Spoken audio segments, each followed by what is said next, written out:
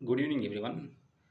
రేపు South Africa Afghanistan మధ్య మొదటి T20 international semifinal Trinidad and టొబాగోలో జరుగుతుంది.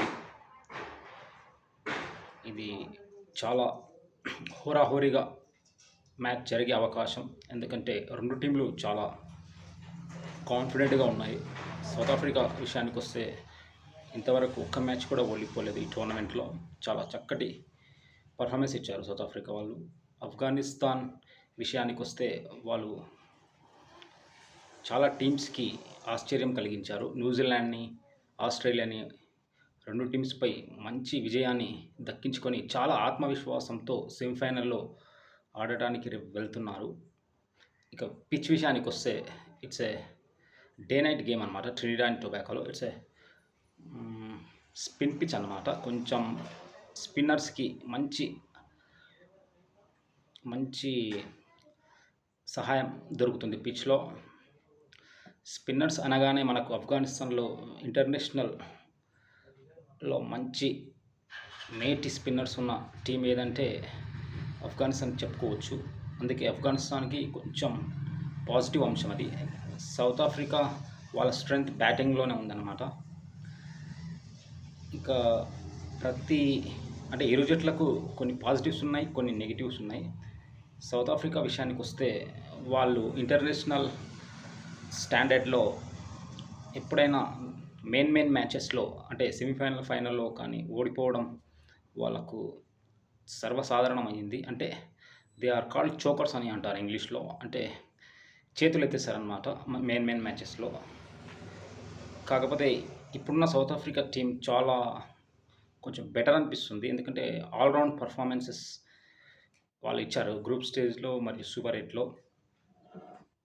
ఇంకా ఆఫ్ఘనిస్తాన్ విషయానికి వస్తే వాళ్ళు చాలా కాన్ఫిడెంట్గా ఉన్నారు. 2 గెలుపులతో పెద్ద టీమ్స్ ఆస్ట్రేలియా, న్యూజిలాండ్ చాలా వాళ్ళని ఓడించి చాలా ఊపు మీద ఉన్నారనమాట టోర్నమెంట్లో.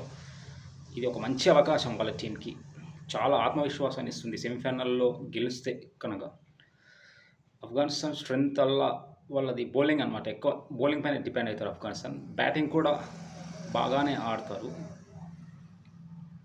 ఇంకా ట్రినిడాడ్ పిచ్లో వాళ్ళకు మంచి స్పిన్ సహాయపడుతుంది కాబట్టి వాళ్ళు టాస్ గెలిచి బ్యాటింగ్ తీసుకొని మంచి స్కోర్ పెట్టి సౌత్ ఆఫ్రికాని డిఫెన్స్లో వేసి కొంచెం ఇబ్బంది పడేస్తే, ఎలాగో సౌత్ ఆఫ్రికా టీం కొంచెం టెన్స్లో ఉంటుంది కాబట్టి సెమీఫైనల్స్లో ఆఫ్ఘనిస్తాన్ ఎలాగైనా గెలవచ్చు అనేది నా అభిప్రాయం. ఇంకా సౌత్ ఆఫ్రికా విషయానికి వస్తే వాళ్ళ బ్యాటింగ్ స్ట్రెంత్, మిడిల్ ఆర్డర్ చాలా డేంజరస్ బ్యాట్స్మెన్స్ ఉన్నారన్నమాట. క్లాసెన్ కానీ, మిల్లర్ కానీ, వాళ్ళిద్దరిట్లో ఎవరొక్కరు ఆడినా ఈజీ విన్. అంటే మంచి టార్గెట్ని పెట్టవచ్చు, లేక మంచి టార్గెట్ని కూడా చేస్ చేయొచ్చు. అదే వాళ్ళ నమ్మకం. ఇంకా రబాడా బౌలింగ్ కూడా బాగానే ఉంది ఈ టోర్నమెంట్లో. ఏది ఏమైనా ఈ రెండు టీంల మధ్య హోరాహోరీ పోరు పక్క అనిపిస్తుంది. ఇట్స్ డే నైట్ మ్యాచ్ కాబట్టి కొంచెం వర్షం అంతరాయం కలిగే ఛాన్సెస్ ఉన్నాయి. అయినా మ్యాచ్ గెలుపోవటంలో